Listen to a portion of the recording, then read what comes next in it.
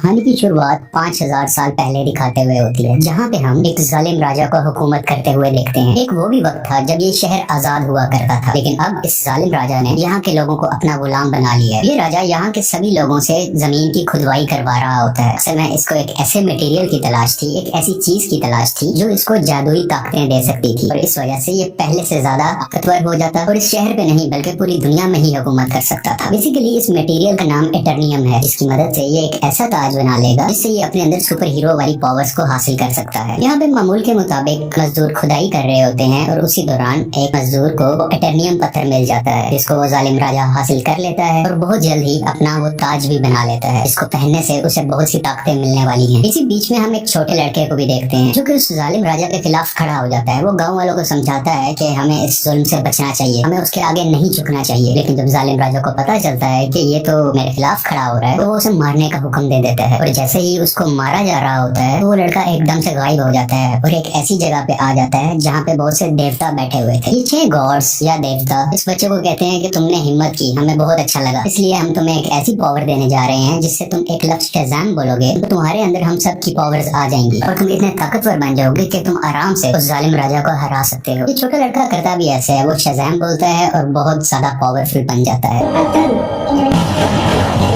और फौरन ही वो उस राजा के महल में आ जाता है, जहाँ पे वो अपना शैतानी ताज पहन रहा होता है कि उसके पास बहुत सी पावर्स आ जाए। लेकिन जो छोटा लड़का है जो शज़ाम बोलने के बाद अब बहुत पावरफुल बन चुका है, वो वहाँ आके तबाही मचा देता है और सबको मारने लगता है। ये इतने गुस्से में होता है कि जालिम राजा के साथ साथ वहाँ के पूरे शहर को ही तबाह कर डालता है। और यहीं से कहानी जाती है 5000 साल बाद और हम प्रेजेंट का टाइम देखते हैं। अभी के टाइम पे भी हमें वही शहर दिखाया जाता है, जहाँ पर एक गैंग ने पूरे तरीके से इस शहर पे कब्जा किया होता है। लोगों पे जुल्म कर रहे हैं, लूट मार कर रहे हैं, पूरी तरह से इस शहर को कंट्रोल में कर रखा है। असल में इस गैंग का एक ही मकसद है कि उस ताज को तलाश करना, यानी कि ये उसी क्राउन उसी ताज को तलाश कर रहे होते हैं जो आज से 5000 साल पहले उस जालिम राजा ने बनाया था। वो खुद तो मारा गया था, लेकिन उसका ताज अभी भी कहीं ना कहीं इसी शहर में ही दफन है। अब हम एक लड़की को देखते हैं जिसका नाम एड्रियाना है। वो भी इसी ताज को ही ढूंढ रही होती है। ये लड़की पुरानी चीजों को ढूंढने में काफी एक्सपर्ट है, क्योंकि ये आर्कियोलॉजिस्ट है, यानी ये वो लोग होते हैं जो जमीन की खुदाई करते हैं और हिस्ट्री की बहुत सी चीजों के बारे में काफी मालूमात भी रखते हैं। तो ये लड़की एड्रियाना एक केव में जाती है, एक गार में जाती है, जहाँ पे काफी कोशिशों के बाद इसको वो ताज मिल भी जाता है। एड्रियाना और उसके साथी इसी बात को लेके खुश हो ही रहे होते हैं, तो हमें पता चलता है कि इसी का एक साथी जिसका नाम इस्माइल है, वो उसी गैंग के साथ मिला हुआ है जिसने पूरे शहर पे कब्जा कर रखा है। तभी इस्माइल अपने साथ आए हुए एक साथी को मार देता है और अपने गैंग के दूसरे लोगों को भी उसी गार में बुला लेता है।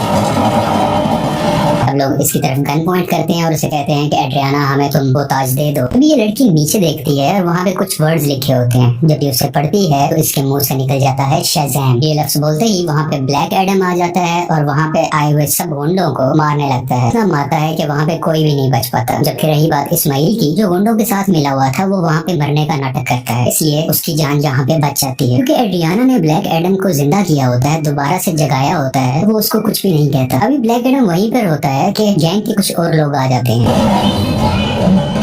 और उस पर एक स्पेशल वेपन से अटैक करते हैं। ये वेपन उसी एटर्नियम मटेरियल से बना होता है, जिसकी मदद से वो ताज भी बना था। और जैसे ही ये मिसाइल ब्लैक एडम को लगता है तो उसे वाकई दर्द महसूस होती है। ब्लैक एडम उस मारने वाले गुंडे की तो जान ले लेता है, लेकिन उस रॉकेट या उस छोटे से मिसाइल के लगने की वजह से खुद भी बेहोश हो जाता है। तो हमें यहाँ पे ये पता चलता है कि एटर्नियम ऐसा मटेरियल है जो ब्लैक एडम की कमजोरी है और इसी मटेरियल से ब्लैक एडम को मारा भी जा सकता है। ये देखते हुए एड्रियाना काफी परेशान हो जाती है और वो ब्लैक एडम को अपने घर ले जाती है। जैसे ही ब्लैक एडम को होश आता है तो वो यहाँ पे एड्रियाना के बेटे से मिलता है। ये बच्चा ब्लैक एडम को कहता है कि आप 5000 साल से उस गार के अंदर बंद थे, क्योंकि हमारा शहर गुलामी बसर कर रहा है, वो गैंग हमें जीने नहीं दे रहा, तो आप हमारे लिए एक मसीहा बन के आए हो, आप ही हमारे शहर को उस गैंग से बचाओगे। ब्लैक एडम को यहाँ पे कोई फर्क नहीं पड़ता। वो कहता है कि आज से 5000 साल पहले ये मेरा शहर हुआ करता था, यहाँ पे सब कुछ बदल चुका है, तो इस शहर को बचाने के लिए मैं रिस्पॉन्सिबल नहीं हूँ, मुझे इस शहर और यहाँ के लोगों से कोई मतलब नहीं है। और ये बात कहते ही वो घर से बाहर आ जाता है और शहर में फिरने लगता है और शहर को देखने लगता है। इसके बाद हम एक फीमेल लीडर को देखते हैं जिसका काम इस दुनिया में आने वाले सुपर हीरो और सुपर विलेंस को रोकना होता है। दुनिया में ऐसे हालात रखने होते हैं जिसकी वजह से हम लोगों को कोई मुश्किल ना आए और हमारी जमीन को भी कोई खतरा ना हो। वो यहाँ पे एक सुपर हीरो हॉकमैन से बात कर रही होती हैं, कहती हैं कि ब्लैक एडम अब वापस आ चुका है और उसे अगर रोका ना गया वो पहले की तरह इस बार भी बहुत ज्यादा तबाही मचा सकता है, और वो अगर पागल हो गया, वो गुस्से में आ गया, तो उसको रोकना लगभग नामुमकिन है। हॉकमैन इस चीज के लिए राजी हो जाते हैं और अपनी टीम इकट्ठी करते हैं जिसमें और भी बहुत से सुपर हीरो शामिल होते हैं और सब मिलकर ब्लैक एडम को पकड़ने के लिए निकल जाते हैं। दूसरी तरफ उस गैंग के कुछ लोग एड्रियाना के घर पहुंच जाते हैं क्योंकि उन्हें पता था वो ताज अभी भी उसी के पास है, तो वो ताज लेने ही गए थे। और जैसे ही वो लोग एड्रियाना की फैमिली पे हमला करने वाले होते हैं तो ब्लैक एडम्स वहाँ पे उनको बचाता है और उस गैंग के लोगों को एक बार फिर से मार डालता है।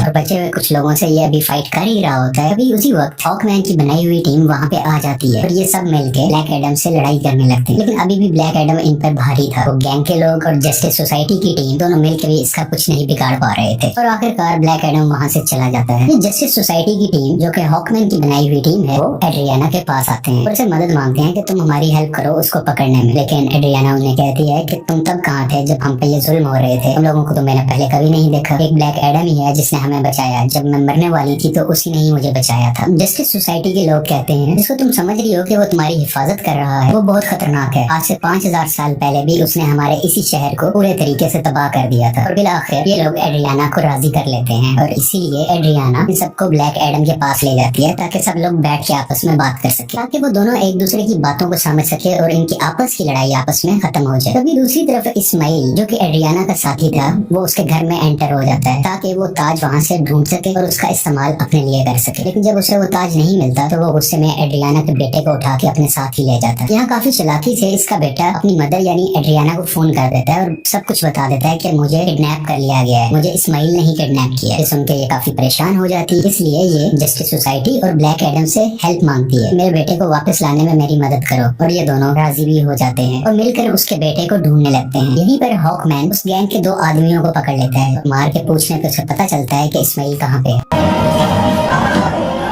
इस्माइल ने उसके बेटे को एक खुफिया जगह में रखा है जो कि एक रेगिस्तान में है। और जब ये सब यानी ब्लैक एडम और जस्टिस सोसाइटी उस जगह पर पहुंचते हैं तो देखते हैं कि इस्माइल ने उसके बेटे पे गन पॉइंट की हुई है। और यहाँ पे इस्माइल एक राज बताता है कि वो गैंग जो पूरे शहर में तबाही मचा रहा है उसका लीडर मैं ही हूँ और ये सब गुंडे मेरे लिए ही काम करते हैं। इसलिए वो एड्रियाना को कहता है कि अगर तुम्हें अपने बेटे की जान बचानी है तो मुझे वो ताज दे दो। तो ये परेशान माँ उसको वो ताज दे देती है ताकि उसके बेटे की जान बच सके। लेकिन इसके बावजूद भी वो उस बच्चे पे गोली चला देता है और जैसे ही ब्लैक एडम ये देखता है तो वो तेज स्पीड से उड़ता हुआ उसके आगे आकर उस बच्चे की जान बचा लेता है और यहाँ पर इस्माइल को अपनी लाइटनिंग से जला के मुकम्मल तरीके से खत्म कर डालता है।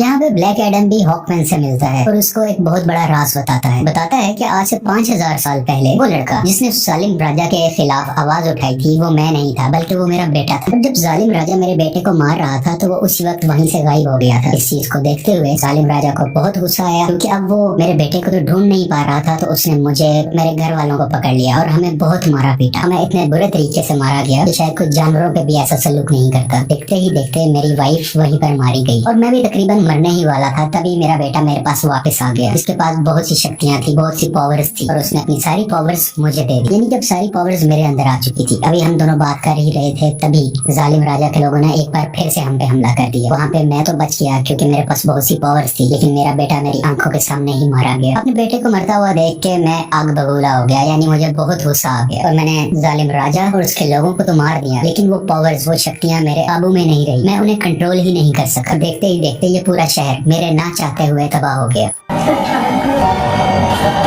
मेरा ऐसा करने की वजह से उन देवताओं ने जिन्होंने मेरे बेटे को शक्ति दी और वो शक्ति अब मेरे पास है, वो बहुत नाराज हो चुके थे कि मैंने अपनी पावर का मिसयूज किया है, मैंने अपनी पावर को कंट्रोल में नहीं रखा। इसीलिए उन्होंने मुझे उस केव में बंद कर रखा और मैं कई हजार साल तक उस केव, उस गार के अंदर बंद रहा। जब एड्रियाना ने आके नाम लिया तो मैं एक बार दोबारा से जिंदा हो गया। यहाँ पे ब्लैक एडम को अभी भी बहुत अफसोस होता है कि उसकी वजह से पहले भी बहुत ज्यादा तबाही मची और अब भी बहुत ज्यादा तबाही मची है, बहुत से लोग मारे गए। वो हॉकमैन को कहता है कि मैं सरेंडर करना चाहता हूँ, मैं अपनी पावर्स को खत्म करके तुम लोगों के हवाले करना चाहता हूँ ताकि मेरी वजह से किसी को कोई नुकसान ना पहुंचे। इसके बाद ब्लैक एडम शज़ैम का वर्ड बोलता है जिससे वो वापस से अपनी एक नॉर्मल फॉर्म में आ जाता है, यानी वो एक नॉर्मल इंसान बन जाता है जिसके पास इस वक्त सुपर पावर्स नहीं है। जब तक ये दोबारा शज़ैम नहीं बोलेगा तब तक ये वापस से ब्लैक एडम नहीं बन सकता। इसलिए ये इनसे रिक्वेस्ट भी करता है तुम मेरे साथ कुछ ऐसा करो कि मैं दोबारा से ये वर्ड बोल ही ना सकूं। आखिरकार ब्लैक एडम को पानी के अंदर डाल दिया जाता है और उसके मुंह में एक ऐसी डिवाइस लगा दी जाती है जिस वजह से ये बोल ही ना पाए। ये एक छोटी सी जेल होती है जिसमें ब्लैक एडम एडम को बंद कर दिया जाता है। दूसरी तरफ हमें इस्माइल को दिखाया जाता है जो कि मर चुका था और अब वो हेल के अंदर आ गया है। इस्माइल को एक बात शुरू से पता थी कि अगर वो उस ताज की ताकत को हासिल करना चाहता है तो उसका तरीका ये है कि उसको वो ताज अपने हाथ में पकड़ना होगा और उसी वक्त कोई ना कोई उसको मारे ताकि वो मर के हेल में आ जाए, यानी कि जहन्नुम में आ जाए और वो हेल के डीमन से यहाँ पे मिल सके जिनसे वो पावर हासिल कर सके। ये सारी बातें इस्माइल शुरू से ही जानता था, इसीलिए उसने ब्लैक एडम को उकसाया। मैं जैसे ही एड्रियाना के बेटे को मारूंगा ब्लैक एडम आके उसे बचाएगा और मुझे मार डालेगा, और उसी वक्त ताज भी उसके हाथ में ही था। ये सब बातें ये शुरू से जानता था और सब कुछ इसके प्लान के मुताबिक ही हो रहा था। यहाँ हेल के डीमंस इस्माइल से मिलते हैं और उसको अपनी पावर्स दे देते। पहले जैसा इंसान नहीं था, ये सबाक बन चुका होता है। इन पावर्स के साथ इस दुनिया में आ जाता है और हर तरफ तबाही मचाने लगता है। जैसे ही जस्टिस सोसाइटी को इसके बारे में पता चलता है तो वो इसके मुकाबले के लिए इसके सामने आते हैं। यहाँ पे काफी देर लड़ाई चलती रहती है, लेकिन सबाक क्योंकि बहुत ज्यादा पावरफुल था, ये सब मिल के भी उसको नहीं रोक पा रहे थे।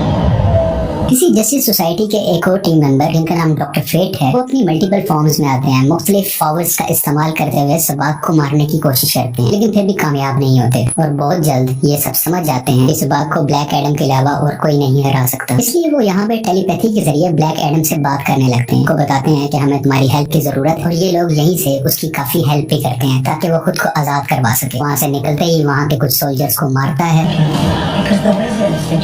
पानी से बाहर आता है और बाहर आते ही सीधा शहज़ैम बोलता है, जिसकी वजह से उसको ब्लैक एडम्स की पावर मिल जाती है और बगैर वक्त ज़ाया किए सबाक के पास जाने लगता है। दूसरी तरफ जस्टिस सोसाइटी के लोग अभी भी सबाक से लड़ रहे होते हैं और इसी दौरान उनका एक साथी डॉक्टर फेट वहीं पर अपनी जान से हाथ धो बैठते हैं, यानी कि मारे जाते हैं। हॉकमैन भी काफी ज्यादा सबाक से लड़ रहे होते हैं, लेकिन इनकी कोशिशें कुछ ज्यादा कामयाब नहीं होती। लेकिन अच्छा तो तब होता है कि उसी वक्त वहाँ पे ब्लैक एडम भी आ जाता है और अब ब्लैक एडम और सबाक की काफी लड़ाई होती है। ये फाइट काफी टक्कर की थी, लेकिन वक्त के साथ ऐसा लग रहा था कि सिर्फ ब्लैक एडम ही है जो सबाक को हरा सकता है। और कुछ ही देर के बाद ब्लैक एडम सबाक के सर को पकड़ के उसके दो हिस्से कर डालता है और उसको मुकम्मल तरीके से फाड़ कर आखिरकार सबाक की जान ले लेता है। इसी वजह से सबाक की मौत हो जाती है और सब कुछ सुकून में आ जाता है, सब कुछ ठीक होने लगता है। शहर के लोग ब्लैक एडम को अपना मसीहा मानने लगते हैं। वो सब इस बात को मान लेते हैं कि ब्लैक एडम ने हमें और हमारे शहर को बचाया है। इसके बाद हम उसी लेडी को देखते हैं जिसने जस्टिस सोसाइटी की टीम को बनाया होता है ताकि वो ब्लैक एडम को रोक सके। वो यहाँ पे ब्लैक एडम को कहती है कि ठीक है, तुम्हें जो करना है वो करो, लेकिन तुम अपने इस शहर से ना निकलना। तुम इस शहर के लोगों के मसीहा बनो, उनका ख्याल रखो, गार्डियन बनो, मुझे उसे परवाह नहीं, लेकिन अपने इस शहर से तुमने नहीं निकलना, क्योंकि अगर तुम इस शहर से बाहर आए तो तुम्हारे लिए अच्छा नहीं होगा। यहाँ पे ब्लैक एडम बैठा उसको देखता है और कहता है कि मुझ पे कोई हुक्म नहीं चला सकता। और उसका जब भी कुछ भी करने को दिल करेगा वो अपनी ही मर्जी करेगा। लेकिन तभी वो लेडी बोलती है, हाँ शायद तुम ठीक कह रहे हो, तुम्हें इस दुनिया में रहने वाला तो शायद कोई नहीं रोक सकता, लेकिन मैं किसी ऐसे को जानती हूँ जो हमारी दुनिया से नहीं है। और ब्लैक एडम को गुस्सा आता है और वो स्क्रीन को ही तोड़ देता है जिससे वो लेडी बात कर रही थी। स्क्रीन के टूटने से हर तरफ धुआं ही धुआं होने लगता है और तभी उस धुएं से बाहर आता है